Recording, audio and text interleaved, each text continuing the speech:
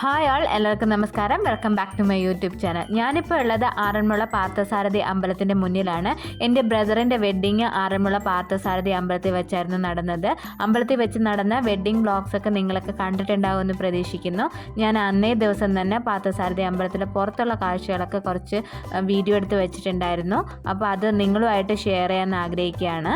ഇന്നത്തെ വ്ളോഗ് അതിനെക്കുറിച്ചിട്ടുള്ളതായിരിക്കും. ഞങ്ങളിപ്പോൾ നിൽക്കുന്നത് ആറന്മുള ക്ഷേത്രത്തിൻ്റെ കിഴക്കേ നടയിലാണ്. കല്യാണത്തിനനുബന്ധിച്ച് വന്നത് കാരണം ചെക്കൻ്റെ സ്വീകരണം കഴിഞ്ഞ് അമ്പലത്തിൽ നിന്ന് വള്ളപ്പാട്ട് പാടി ഉള്ളിലോട്ട് പോവുകയാണ്. അതാണ് ഈ ഇത്രയും തിരക്ക് കാണുന്നത്.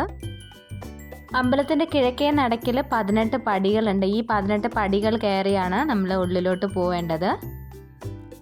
കിഴക്കേ നടവഴി നമ്മൾ അമ്പലത്തിൻ്റെ ഉള്ളിൽ പ്രവേശിക്കുമ്പോഴത്തേക്കും നേർച്ച തുലാഭാരം നടത്തുന്നതും പിന്നെ കല്യാണം നടക്കുന്ന കതിർമണ്ഡപവും അമ്പലത്തിൻ്റെ ഫ്രണ്ടിൽ തന്നെയാണ്.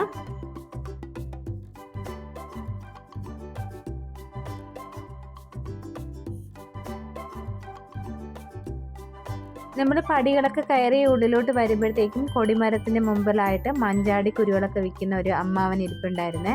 പിന്നെയാണ് ഞാനത് മനസ്സിലാക്കിയത്. ഇവിടുത്തെ പ്രധാന വഴിപാടുകളിലൊന്നാണ് മഞ്ചാടിക്കുരു നടക്കിൽ ഭഗവാന് സമർപ്പിക്കുന്നത്.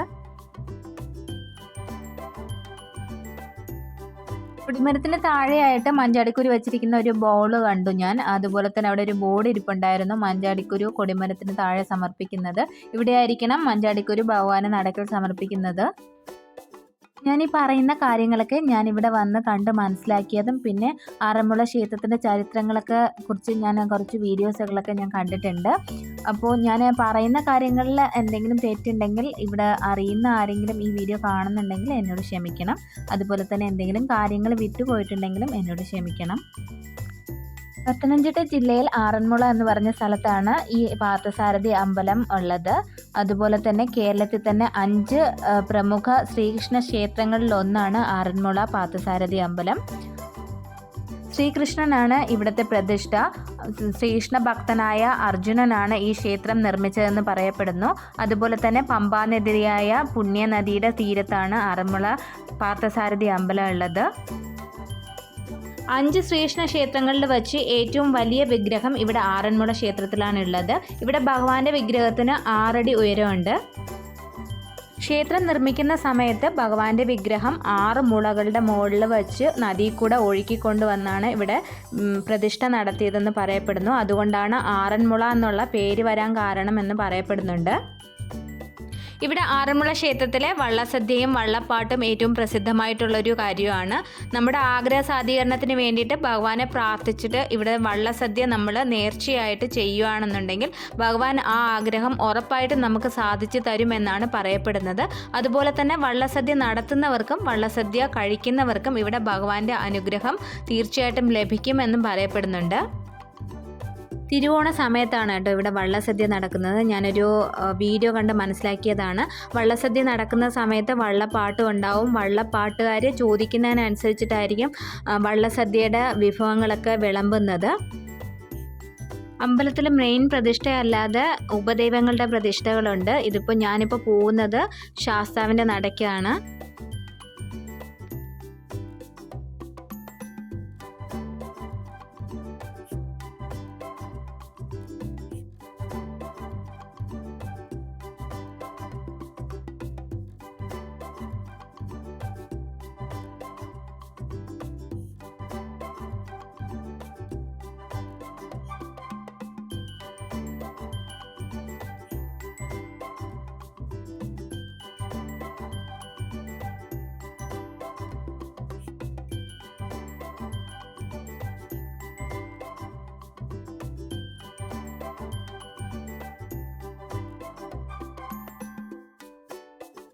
അയ്യപ്പനെ ചുറ്റി തൊഴുതതിന് ശേഷം അടുത്തത് യക്ഷിയമ്മയുടെ പ്രതിഷ്ഠയാണ് അപ്പുറത്തുള്ളത്.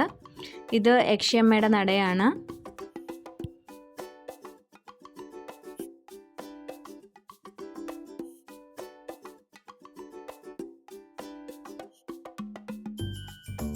നിങ്ങൾ ക്ഷേത്രത്തിൻ്റെ ചുറ്റുപാടൊക്കെ കണ്ടോ, എന്ത് നീറ്റായിട്ടാണ് മെയിൻറ്റെയിൻ ചെയ്തിട്ടുള്ളത്.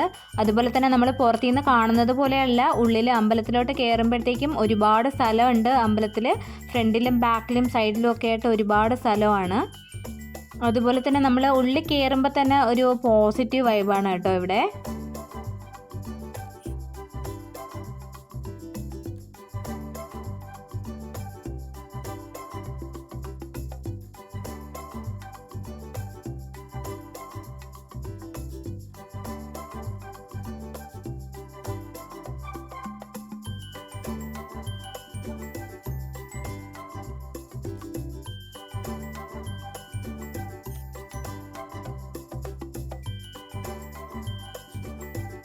ഇത് അമ്പലത്തിൻ്റെ പടിഞ്ഞാറേ നടയാണ് കേട്ടോ.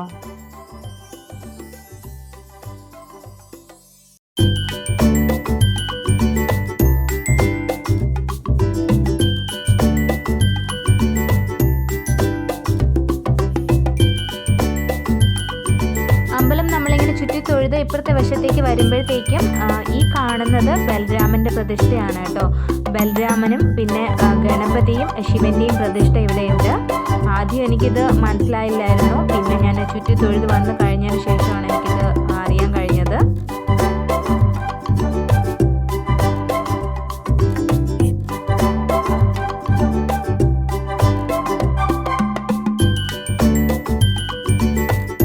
ഈ കാണുന്നത് ഇപ്പുറത്തെ വശത്തുള്ള ദേവിയുടെ ഒരു പ്രതിഷ്ഠയുള്ള ഒരു നടയാണിത്.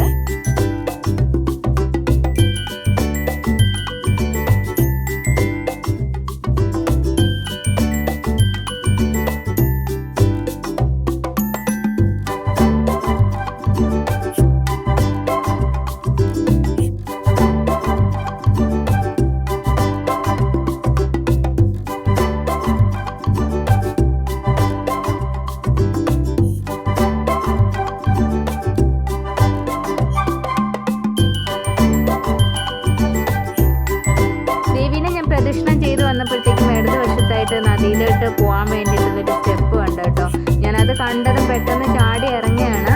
ഇത് ആക്ച്വലി പ്രോപ്പറായിട്ടുള്ളൊരു വഴിയല്ല കേട്ടോ. അപ്പുറത്തെ വശത്ത് നമുക്ക് പുഴയിലോട്ട് ഇറങ്ങാൻ വേണ്ടിയിട്ട് പ്രോപ്പറായിട്ട് മെയിൻറ്റെയിൻ ചെയ്യുന്ന, നല്ല നീറ്റായിട്ട് മെയിൻറ്റെയിൻ ചെയ്യുന്ന ഒരു വഴിയുണ്ട്. അത് അറിയാണ്ടാണ് ഞാൻ പെട്ടെന്ന് ഇങ്ങനെ ചാടി ഇറങ്ങുന്നത്. ഇത് പമ്പാ നദിയാണ് കേട്ടോ, ഇത് ഈ ഒഴുകുന്നത്. മുകളിൽ നിന്നപ്പോൾ വെള്ളം ഇങ്ങനെ ഒഴുകുന്നത് കണ്ടു. അപ്പോഴത്തേക്കും ഞാൻ അത് കാണാൻ വേണ്ടിയിട്ടുള്ളൊരു സന്തോഷം കൊണ്ട് പെട്ടെന്ന് ഇറങ്ങി വരികയാണ്.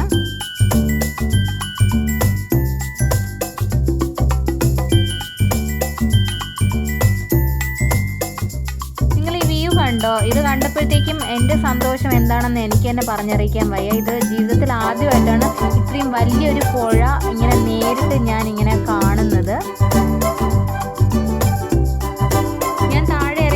കാലൊക്കെ നനച്ചു. അപ്പോഴാണ് ഞാൻ ഓർത്തത്, പമ്പയിലൊന്നും നമുക്കൊന്നും പോകാൻ പറ്റില്ലെങ്കിലും ആ പമ്പ നദിയിൽ എൻ്റെ കാലൊന്ന് നനയ്ക്കാനെങ്കിലും പറ്റിയല്ലോ എന്നുള്ളൊരു സന്തോഷത്തിലാണ് ഞാൻ. കാലൊക്കെ നനച്ച് മുകളിലോട്ട് കയറി. നെക്സ്റ്റ് ഞാൻ പിന്നെ പോയത് ബലരാമൻ്റെ പ്രതിഷ്ഠയുള്ള നടയ്ക്കാണ്. അവിടെ ഫോട്ടോഗ്രാഫി ഒന്നും അലോഡ് അല്ല കേട്ടോ, അതുവരെ മാത്രമേ അലോഡ് ഉണ്ടായിരുന്നുള്ളൂ. അതുപോലെ തന്നെ എല്ലാ വർഷവും ശബരിമലയിൽ ഭഗവാന് ചാർത്താനുള്ള ആഭരണങ്ങളുടെ തങ്ക അങ്ക്യം വഹിക്കുന്നത് ആറന്മുള ക്ഷേത്രത്തിൽ നിന്നാണ്. അമ്പലത്തിന്റെ ലെഫ്റ്റ് സൈഡിൽ കാണുന്ന ഈ വലിയ ബിൽഡിംഗ് ആണ്. ഇവിടെയാണ് വള്ളസദ്യ നടക്കുന്നത്. അതുപോലെ തന്നെ ആറന്മുളയിൽ ആറന്മുള കണ്ണാടിയും വളരെ പ്രസിദ്ധമായിട്ടുള്ളൊരു കാര്യമാണ്. ഞാൻ ഒരു കണ്ണാടി വാങ്ങണമെന്ന് ഓർത്തതാണ്. അങ്ങനെയാണെന്നുണ്ടെങ്കിൽ നമുക്ക് വിഷു സമയത്തൊക്കെ നമുക്കത് ഭഗവാനെ കണി കാണാൻ വേണ്ടിയിട്ട് ഉപയോഗിക്കാം. ഞാൻ ഇവിടെ വരുന്നതിന് മുമ്പ് ആറന്മുള കണ്ണാടിയെ കുറിച്ച് ഒരു വീഡിയോ റെഫർ ചെയ്തിട്ടുണ്ടായിരുന്നു. അപ്പോൾ അതിൽ പറയുന്നത് എല്ലാ കടകളിലും ആറന്മുള കണ്ണാടി ഇങ്ങനെ വിൽക്കും. അതൊക്കെ ഒറിജിനൽ ആയിട്ടുള്ളതല്ല. ആ പർട്ടിക്കുലർ ഷോപ്പിൽ അവർ വിൽക്കുന്നത് ഒറിജിനൽ ആയിട്ടുള്ള ആറന്മുള കണ്ണാടിയാണ്. അതുപോലെ തന്നെ അവർക്ക് സർട്ടിഫിക്കറ്റ്സ് ഉണ്ട്. അപ്പോൾ അതുപോലെ നിങ്ങൾ ആരെങ്കിലും വരികയാണെന്നുണ്ടെങ്കിൽ അത് നോക്കി വാങ്ങുക. അമ്പലത്തിൻ്റെ പുറത്ത് ചുറ്റി തൊഴുത് കഴിഞ്ഞതിന് ശേഷമാണ് ഞാൻ അമ്പലത്തിൻ്റെ ഉള്ളിലോട്ട് കടക്കുന്നത്. അപ്പോഴത്തേക്കും നല്ല തിരക്കുണ്ടായിരുന്നു. ഒരു മിന്നായം പോലെ മാത്രമേ എനിക്ക് ഭഗവാനെ ദർശനം കിട്ടിയിട്ടുണ്ടായിരുന്നുള്ളൂ. കല്യാണ ചടങ്ങിൽ പങ്കെടുക്കാനുള്ളത് കൊണ്ട് ഒരുപാട് നേരം ക്യൂവിൽ നിന്നൊന്നും ദർശിക്കാനുള്ള സമയം ഉണ്ടായിരുന്നില്ല. അറ്റ്ലീസ്റ്റ് എനിക്ക് ഇവിടെ ഭഗവാന്റെ മണ്ണിൽ ചവിട്ടാനുള്ളൊരു ഭാഗ്യം ഉണ്ടായത് തന്നെ ഒരു പുണ്യമായിട്ട് കാണുന്നു ഞാൻ. ഒരു 5 മിനിറ്റ്സ് സമയം ഉണ്ടായിരുന്നു. അത് കാരണം ഞാനും ചേട്ടനും കൂടെ വീണ്ടും പുഴയിലോട്ട് പോകാൻ വേണ്ടിയിട്ട് പോവാണ്. ഞാൻ ആൾറെഡി പറഞ്ഞില്ലേ പ്രോപ്പറായിട്ടുള്ളൊരു വേ ഉണ്ടെന്ന്. അപ്പോൾ അവരാരും അത് കണ്ടിട്ടില്ല. അത് കാരണം ഞങ്ങൾ എല്ലാവരും കൂടെ ഒരുമിച്ച് അങ്ങോട്ട് പോവാണ്. അത് ഞാൻ നിങ്ങൾക്കും കൂടെ കാണിച്ചു തരാം.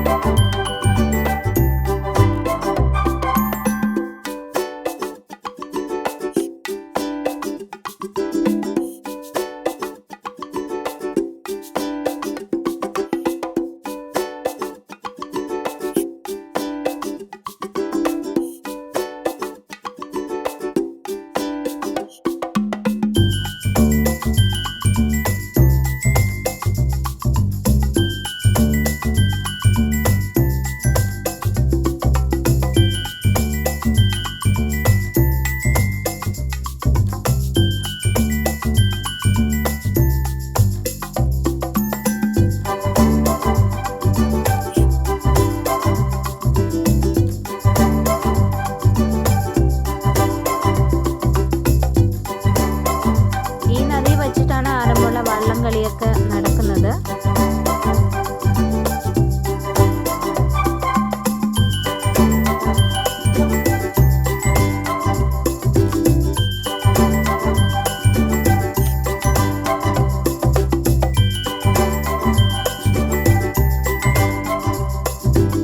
ഒരുപാട് നേരം നിൽക്കാനുള്ള സമയമൊന്നും ഉണ്ടായിരുന്നില്ല. വെഡിങ് കഴിഞ്ഞ് പിന്നെ ഓഡിറ്റോറിയത്തിൽ വെച്ചിട്ടാണ് ബാക്കി ചടങ്ങുകളൊക്കെ നടക്കുന്നത്. അത് കാരണം പെട്ടെന്ന് പോവാണ്.